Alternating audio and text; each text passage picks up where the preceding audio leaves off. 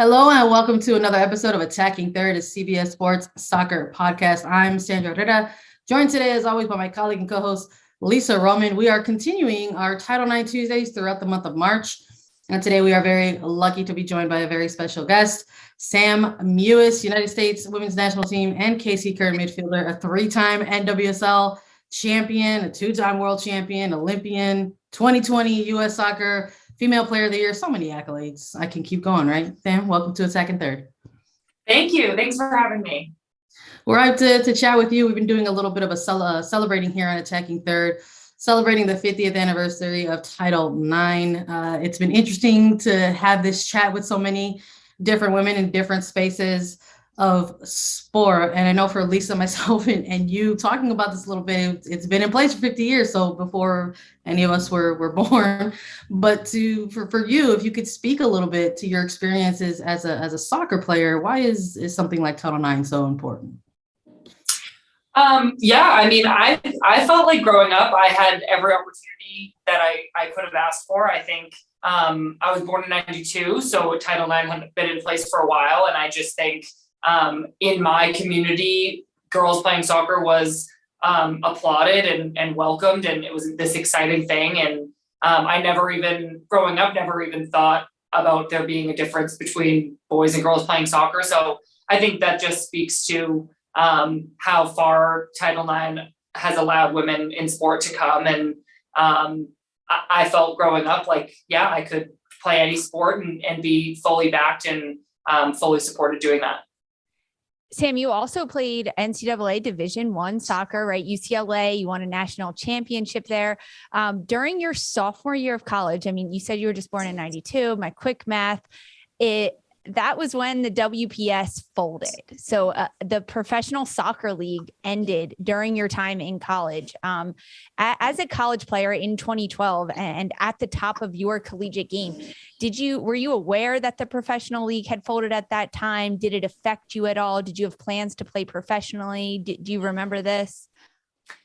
I do remember when the league folded, and I knew that was obviously not ideal. I think I always had such faith that it would come back, and fortunately it did. And my sister, who was 2 years older than me, obviously was really affected by this as well. So I think she was in maybe the first draft class for the NWSL, and kind of seeing that take off again and seeing her journey through the league for a few years before I entered myself was obviously great to see. I also think that women's soccer has had so much momentum at such different times.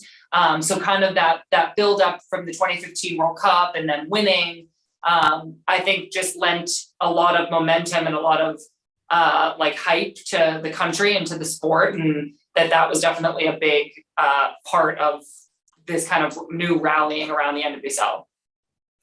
So for yourself, I know you've chatted about this a little bit before in the past, talking about 2015 right now, right, with something like the World Cup, and talking about, getting inspired, in terms of your playing career. You mentioned your sister, Chrissy, being a few years, right? When you think about the 99ers, right, I've heard you talk a little bit about their influence, right? What does it mean to sort of see maybe that generation of players, right, when we're talking about Title IX, sort of go through the experiences that they went through? Because they've also been vocal and on record and talking about the things that they've had to go through, and that sort of seeing this transgression to now, present day. Yeah, I mean, I think those are the women, and even some women who came before them from the onset of the national team, who really paved the way for all of us. I think, especially with this equal pay conversation that we've been having, we owe so much to those women who really started the team and who put women's soccer on the map. Those women like April Heinrichs and into the 99ers. It's been such a long journey, and starting from somewhere like Title IX and getting to somewhere like we are today has taken so many people's commitment to kind of fighting and demanding more. So I just think that hearing stories or realizing that the opportunities that I've been so lucky to have not always been there for women, it's really eye-opening, and it really kind of makes you see how important it is to keep this fight going and to keep supporting women in sports, because I think it's just such a valuable thing. Let's fast forward a little bit to this year. So you're currently in in preseason, right? With Casey Curran, NWSL is fully in the swing of preseason vibes. But this year, the night before the 10th annual year of NWSL kicks off, there was a little bit of groundbreaking news, right? Some historic news with the NWSL and the Players Association ratifying the first ever CBA. And that's something else that we also have been celebrating on Attacking Third. And we just wanted to get your initial thoughts or your feelings about sort of seeing that kind of come to light with this very first ever CBA for NWSL players. Yeah, I mean, I just feel so grateful. I know that so many hundreds of hours went in from players. I know somebody like Tori Huster, and then the NWSL PAs I forget if she's called the executive director too, Megan Burke. I know just how much the players and how much Megan and the legal team put into that. And it's so incredible to know that there are people fighting for all of us and kind of spending that kind of time. It's just such a commitment, and to have to take what your teammates say is important to them and put it into this kind of legal language, ask for it, be told you can't have it, realize it's still really important, ask for it again. It's just such a process, and I'm so grateful. This is the national team players who previously haven't fallen in the same pool as the NWSL, but now we are, and I'm not explaining this well, but we are under the NWSL CBA. So I feel so grateful, and I know my national team teammates do as well, that players have fought for our rights and fought to make the NWSL a safer and more opportunistic place for NWSL players to be. So I think it's incredible, and I'm again just really grateful and proud of all the work that those players did. You're doing a perfect job. Yeah. I also feel like we've done, like, I feel at this point we've done like a dozen episodes where we've talked a little bit about the CBA because we've been talking to so many players about it. So our listeners, I feel, are pretty caught up. Okay, great. So you guys fill in the gaps I left. No, overall, super grateful. Thanks, NWSL PA. I love that you what you mentioned though about sort of making that personal connection, right? Where sort of having these two fights happening adjacent to each other, whether it was on the national team side of things and then on the NWSL player side of things. Because something that sort of was really telling as the news started to roll out about this ratified CBA was all these kind of big bullet points that kind of came out right within it. And it was, sure, it's like something, a big thing like, the minimum wage, being elevated and things like that. But there were also things within it, like things like the concept of parental leave, right? Or mental health leave, stuff like that. There were all these kinds of things that we could draw these parallels, right, to direct personal player experience. So having seen that and all this stuff kind of come out, was there anything within that maybe made you go like, wow, like this something that resonates with me personally, or maybe for your own, relationship to your teammates that you knew was going to help impact them in a much bigger way? Yeah, I mean, I definitely think that the raising of the minimum salary was a huge step in making it a livable wage. I'm so grateful. I'm so proud of the NWSL players for having fought so hard for that. And I think there are things in like another type of workplace that are there to protect employees, like you said, parental leave, adoption leave, things like that. And for the last however many years the league has existed without a CBA, those things were unclear, or they were like sometimes just relationships that you had with your coach or your owner. And to kind of put them into like a legal document and tell players like, this is your right, instead of you need to like just do your best to advocate for yourself. I think that that's so powerful. I think I have this kind of privilege of having been on the national team and almost having been in a position to advocate for myself. But when you see younger players and newer players coming in and maybe they don't have a contract yet, or they don't know what their rights are, the CBA just makes that so clear in black and white. So it was so important for the league to have that happen. And then the other thing I was going to mention was the mental health leave. I think getting that in there again, if players need that and players feel like taking time away is best for their mental health, I think that that's such a valuable thing for us to have fought for and to have stuck with. So I think, again, the players who really kind of took this CBA negotiation on their shoulders and put the time in and ask their teammates what they needed. This has been obviously years in the making. So I think it's just an incredible step for the league and is going to do so much good for the league as a whole, not just for the players, but it will really help the league become even more successful. It takes time for these things to happen and to come about. Like you just said, I mean, years in the making. And something else that just happened last week, US women's national team and US soccer, they settled their equal pay lawsuit that had also been going on for years. And for you, Sam, as a member of the NWSL, so the CBA now affecting you there, but also of the United States women's national team, this settlement between US soccer and the team and those players that fought so long and hard for the equal pay. Now that this settlement has happened, what does this mean for the equality of the United States soccer women's national team? Yeah, like you said, I mean, this obviously was something that's been in the works for years. And I first just want to shout out the leaders of this kind of movement. I think people who were on this litigation committee, who were on all the calls, talking to lawyers, went to mediation. Like there's this group of players who really put in so much time and really kind of set this tone of what this settlement had to look like for us to agree to it.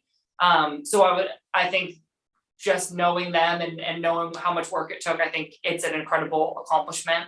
But I would be remiss to not mention that the settlement is contingent on our ratifying a new CBA as well. So it's not done yet. We have so much more work to do. We need to get the CBA to a place of agreement and ratified by the members. So I think it's really important that we just shift our focus to that, and it's kind of not over yet. So I think getting a good, equal, fair CBA is the next step in kind of checking this box. Maybe to sort of stick on that a little bit with the sort of agreement, the settlement agreement in place for now. The next step is, right, the two national teams essentially collaborating to ratify a new CBA. So what are some aspects of this potential CBA with US Soccer that are important to you? Yeah, great question. I have some talking points. I should have pulled them up for this because I could probably give you guys so much better detail if I had them up. I think again, there's three things.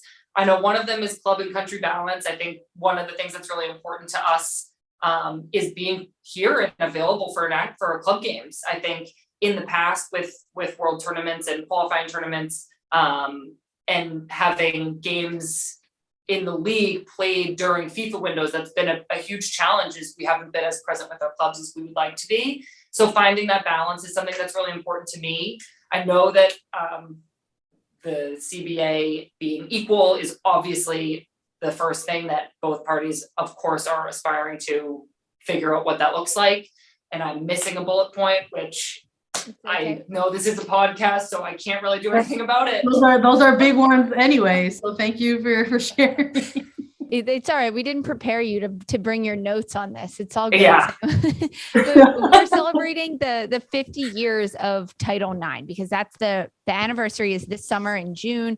And the NWSL CBA, the US soccer settlement, now the CBA to come between the US soccer and the national teams. But all of this coming because there wasn't equality before in the past. And it does take time to get to this point. But for you specifically, when you look back at your college days or even starting to play professionally or your time with the national team, any point in your professional or playing career, were there moments that you personally saw gender discrimination or you were faced with it? I mean, the things that the national team has been fighting for over the years that have been public, some of those instances I was present for in my youth. Like I said, I think I had a lot of good opportunities, and I guess I didn't even really know what I was looking for. This has been an educational opportunity for me as well. I have found over these past few years, especially, that I'm so kind of blown away by my teammates' ability to put what happens into language and put what happens into action. I don't know that I on my own could have recognized what was happening or even could have thought to do what we did. And so in that sense, I think, yes, of course, I've been around this game for a long time, and are there inequalities compared to the men's game? Of course there are. I just think that my experience has been so much this learning position where I look at Becky Sauerbrunn and Megan Rapinoe and Alex Morgan and Kristen Press, and I look at these women who are asking for more, demanding better, and now I might know better how to do that in the future. So I know it wasn't a trick question, but I can't like go into an instance, but I just think that we've all experienced it in so many small ways and some big ways. And the biggest thing that I've gathered from the last couple of years is that I do deserve better. The game deserves better. And I think I've learned how to talk about that and how to demand it. And I've learned that from my teammates who kind of like led the way. You know, it's to hear you speak about it too. I think that's probably something that resonates pretty true for a lot of maybe women. If we're just looking back at maybe the scope and the lens of women's soccer in the United States and over the course of maybe like the last 18 months, even we can say that a lot of it has been that. And I think what I find most interesting when we do get players who come on here and we chat a little bit about this, that there are moments where sometimes they say like no to that question, because especially as like for women who are thinking about that question or they think about answering it, their experiences are always different, right? Depending on the person that you're talking about it with, you know? So I appreciate your candor and your honesty in answering that type of question. And I like, you know, hearing you talk a little bit about other players, right? And what you've learned from them, because that's something that we've seen when it comes to talking about or covering women's soccer as well, right? This concept of this concept of being a role model or being the person that, you know, other little girls look up to, right? When you're looking in stands and you see young fans cheering for you or just simply waiting for an autograph or a photo with you, like post game, right? How much of your role and your job do you see is like being a role model for them, adjacent to being a soccer player, right? How important is it to show this next generation that it's possible? Yeah, I mean, it's obviously so important. I think when I look back on my childhood, again, I was looking up to the 99ers, and it's without that kind of representation of women in sport, and then to go a step further, women who look like you in sport. I think that it was so important for me to see that. It's so important for young girls to see us continuing and my teammates continuing with that. I think there's this aspect to the game that like I just want to be the best player that I can be, and I think in turn that will inspire girls. So I don't know if it's like part of the job technically. It's obviously this wonderful addition, and it's this wonderful kind of off-field addition to what I do. But my hope is that the women's game is getting to a point that where what we do on the field is so valued and so important and so good, that's kind of seen as its own thing. And the football, the soccer that is what it is. But of course I want to be a good role model off the field and yeah, on the field too. But I think that there's kind of two lanes for that. And then interacting with fans and seeing young girls is just such a fun, like extra part that is kind of like a perk of the job.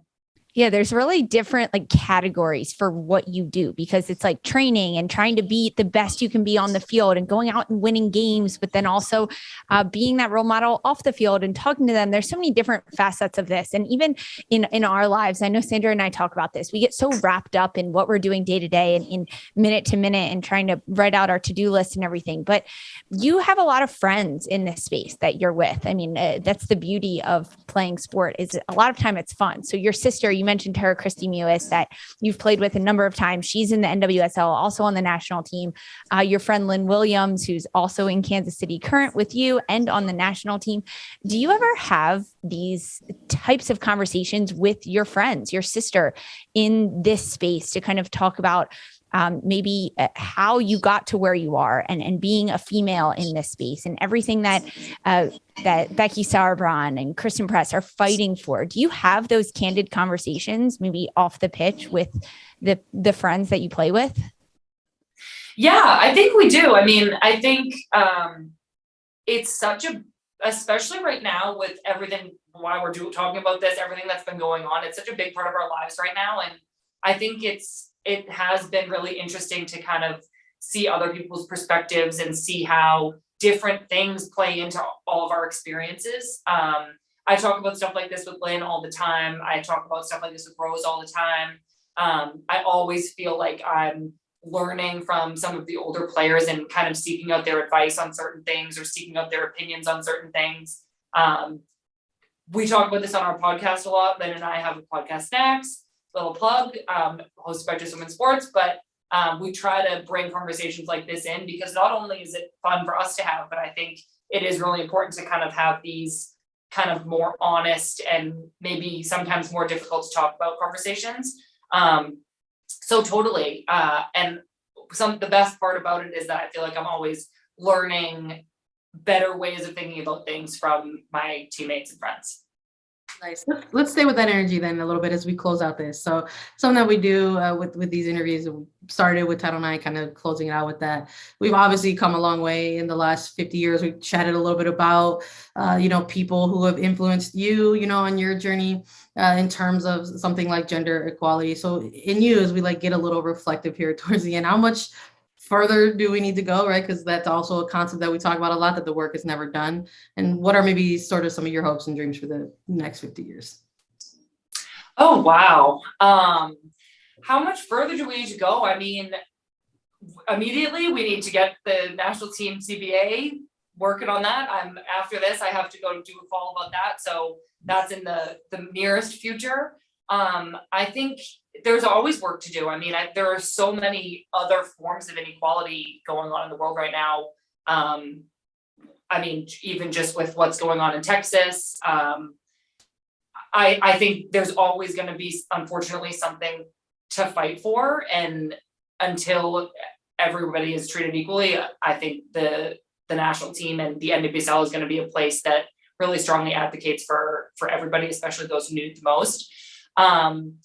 What could we imagine for the next 50 years? Geez, I mean, financially, I want to see players getting paid millions of dollars. I want to see our league growing. I want to see more teams. I want to see